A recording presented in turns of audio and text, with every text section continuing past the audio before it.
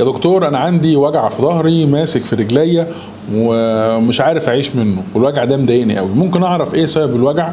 دي واحده من اشهر الاسئله اللي بتجيلنا على الصفحه. الفيديو اللي فات شرحنا ايه اشهر اسباب الام اسفل الظهر، في الفيديو ده هنشرحها بشكل تاني عشان انت في البيت تعرف تميز الوجع ده ايه سببه، او في الغالب ايه سببه. طبعا نقول في الغالب، ما نقولش 100%، 100% نحدد سبب الوجع لما نشوف العيان في العياده ونعمل له الفحص الطبي، لكن في البيت هنساعدك انك تعرف ايه سبب الوجع اللي موجود عندك. احنا كده باصين من قدام، ولو لفيناك كده احنا كده باصين من الظهر.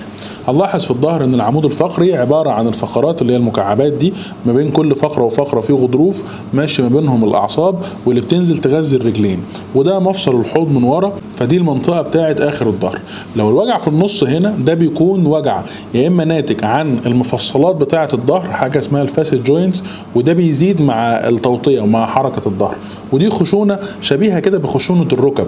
العين يحس بوجع مع الحركه، يصحى الصبح يحس ان ظهره مخشب او ظهره ميبس، كل ده بيكون ناتج عن خشونه الفقرات، ودي عاده في السن الكبير. الحاجة التانية، لو في وجع في النص هنا وبينزل في الرجلين، ده ناتج عن وجع الانزلاق الغضروفي اللي ضاغط على العصب بتاع الرجل. طيب يبقى دي تاني حاجة.